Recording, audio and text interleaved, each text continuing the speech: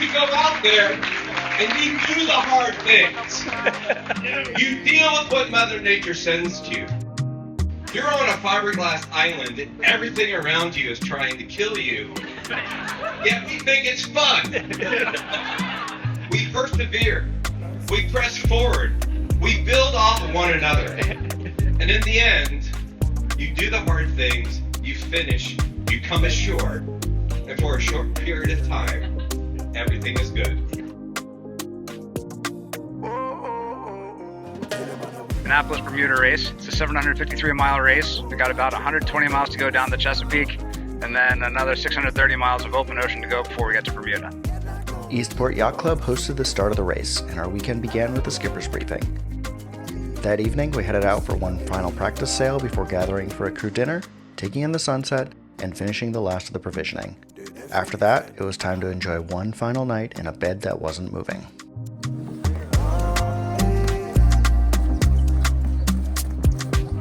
We are a 33-foot J99. We're a 2019 boat. We are one of the newer and we are the smallest boat in the fleet. Boat's designed for offshore racing though. Simple sail plans, heavy duty sails. We've done Annapolis Bermuda 2024, the Around Long Island race 2023. Last year we did the Annapolis Newport race. We did Block Island Race Week. We've been all over on this boat. We've got a couple thousand miles of ocean sailing. She's a great boat. She's a great crew. We're excited to get started. Here aboard the J99 Bay Retriever, we're on our way for the start of the Annapolis Bermuda Race. 5 souls, Can 15, Bay Retriever. Everyone is registered on yacht scoring.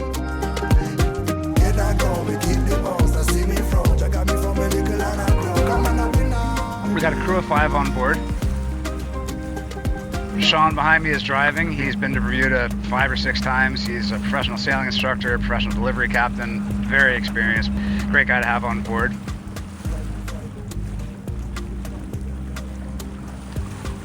Ian has a 28-foot boat that he delivered up from Florida through the Gulf Stream. Ian also races on J105s and grew up as a dinghy sailor. Since we are basically a large dinghy, that's a fantastic experience. Cameron has sailed with Bay Retriever for 9,000 miles so far.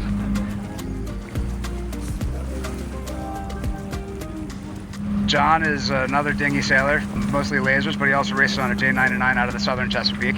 We poached him from a boat last year that did the Annapolis Newport race, so love having people with offshore experience.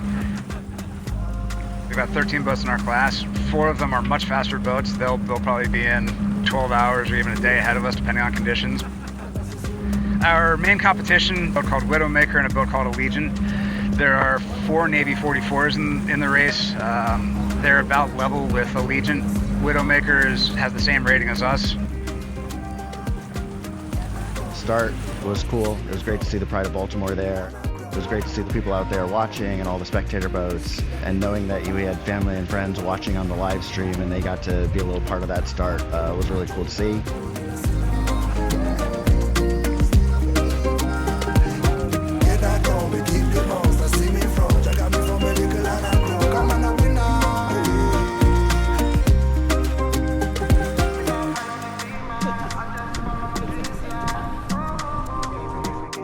Seconds, we'll spin at 1 for the ORC Open with sound.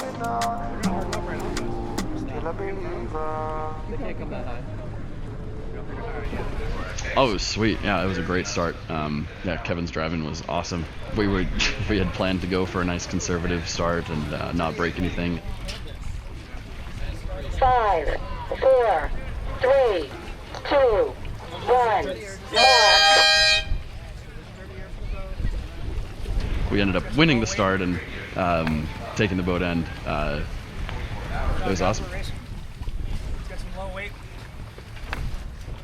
We ended up having a fantastic start, winning the boat, being in a position to go where we needed to go to stay in clear air and sail well, and just find wind in the light air that was there at the start and at the top of Chesapeake Bay.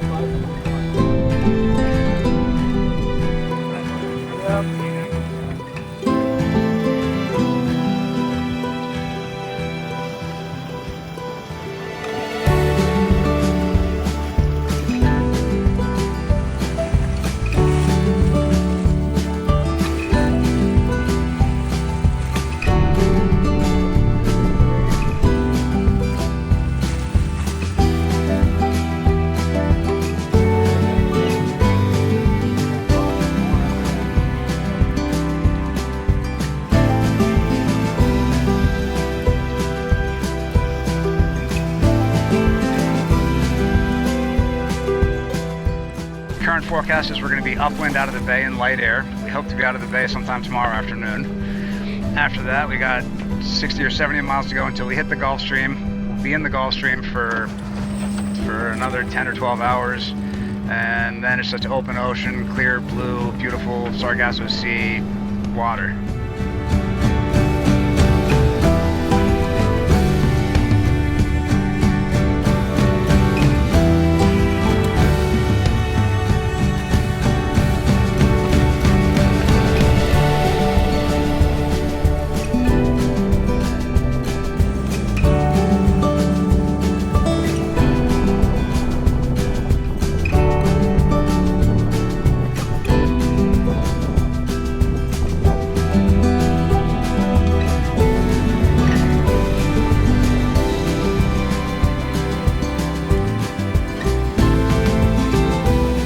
As darkness fell, we were just passing Solomon's Island.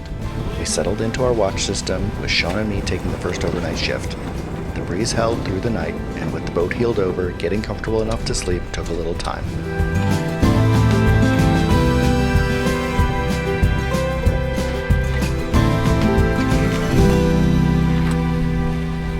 By sunrise, we were off the mouth of the Rappahannock River. The forecast called for the wind to ease by midday, so we made the most of the breeze while it lasted.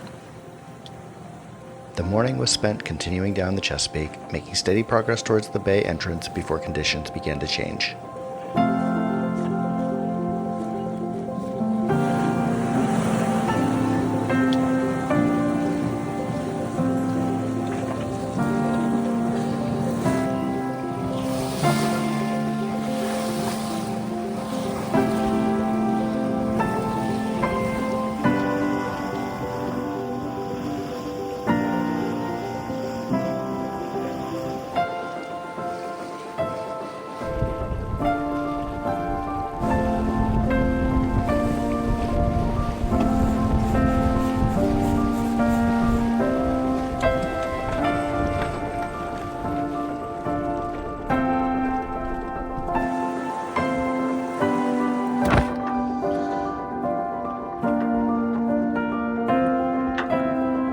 We got to the bottom of the bay, wind died, and we struggled a bit.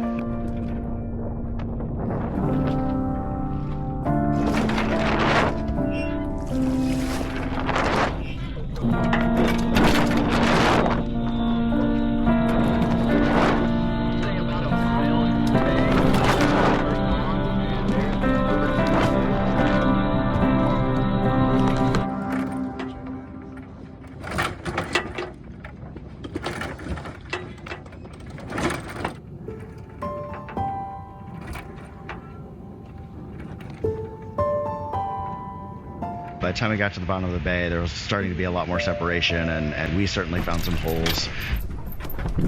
We contemplated the anchor. Not sure we quite got it to set, but we certainly had it out and were ready for it. It was frustrating. Light wind, currents were all over the place. I mean, we hit a dead spot at one point and ended up going backwards for about half an hour. But it is what it is. That's the Chesapeake. Tacking back and forth out of the Chesapeake took 30 hours, something like that.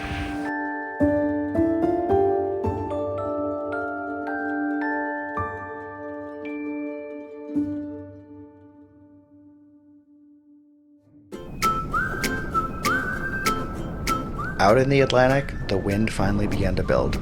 We set the code 0 and continued offshore as the sun started to set.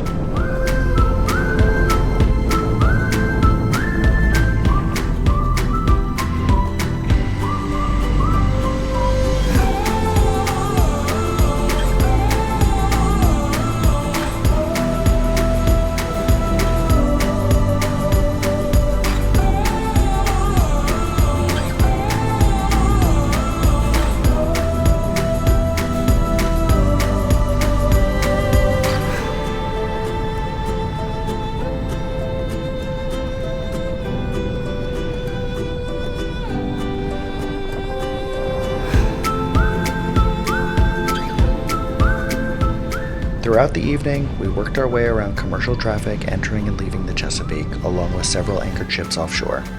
As we got further from land, the constant VHF radio traffic gradually disappeared. The wind had filled in nicely, the boat settled into a comfortable rhythm, and we enjoyed a smooth sail into the night.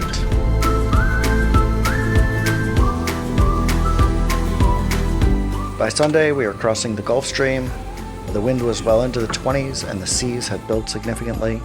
We spent most of the day reaching under triple reefed main and jib, occasionally surfing to nearly 18 knots. The wind was enough that a couple of us were not feeling our best.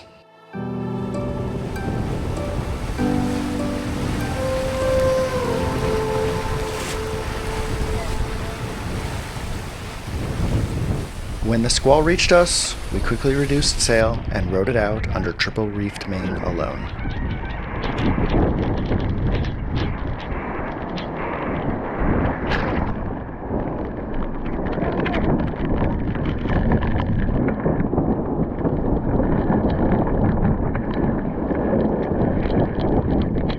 The rain was intense for a while, but as the squall moved off, we watched the flashes of lightning on the horizon while it carried the wind away with it.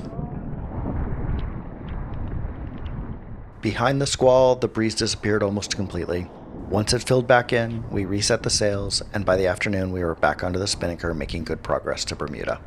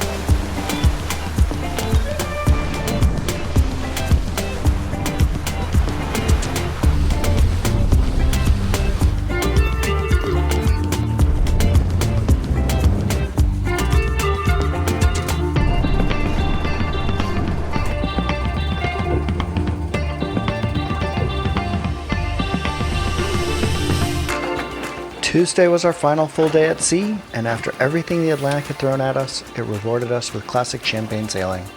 Sunshine, steady breeze, and flat water made for a fast and comfortable ride towards Bermuda.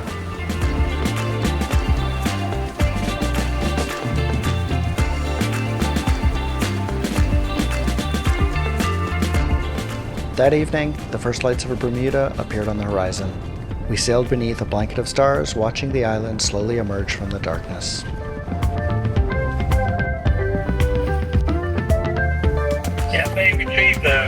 Bermuda Radio. Good morning. I see you making your approach.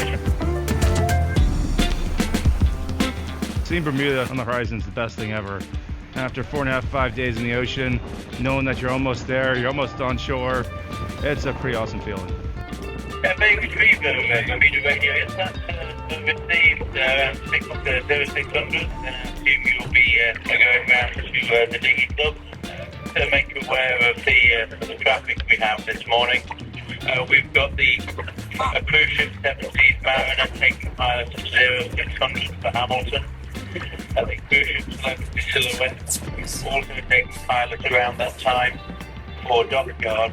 And then the Paul Starcraft.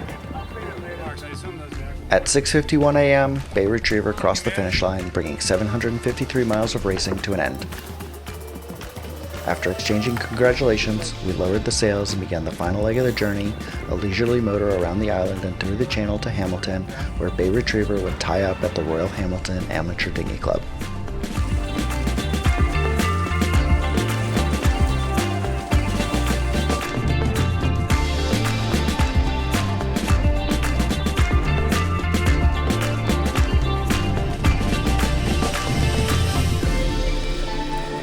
The welcome party was incredible. That's the first race I've ever finished where people welcome you to the dock.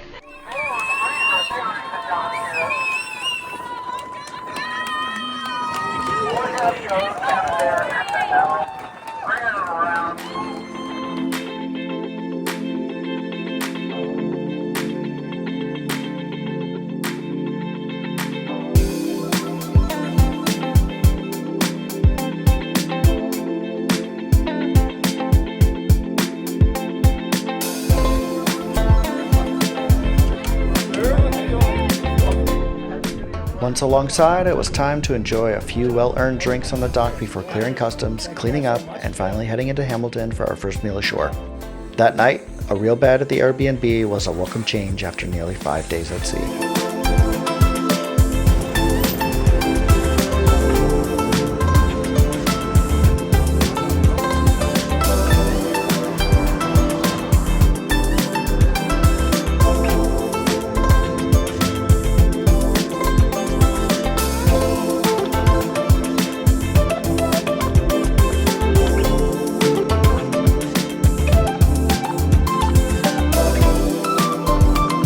Arriving on Wednesday gave us 2 full days to experience Bermuda.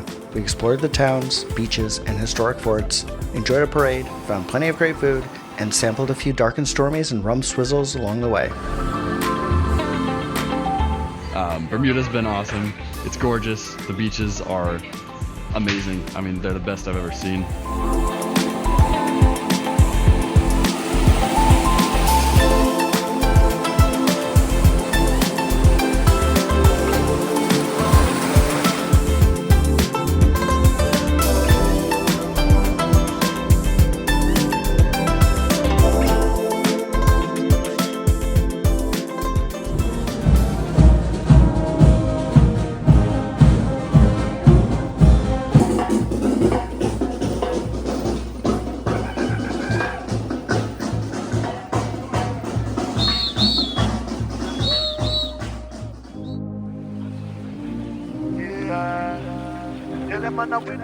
The week wrapped up with the award ceremony, dinner, and a celebration at the Royal Hamilton Amateur Dinghy Club. Set speed, I carry on now. Big man in town, them shoulda know say me I keep it grounded. Plant seeds, work feed. Enough of them are ready down when the food down so long. Them run, and them can't be found. See man fight, they fight me now. Day and night me keep on building. Way of life me breathe out, breathe in. Oh, oh, oh, oh. Tell them I'm a winner, yeah. Not pop down, not Joe, not turn in a sinner. Oh, man still a believer. Even if we get knocked down, we keep the bounce. Now see me front, you got me from a little and I grow. Come on a winner, yeah. Still a believer.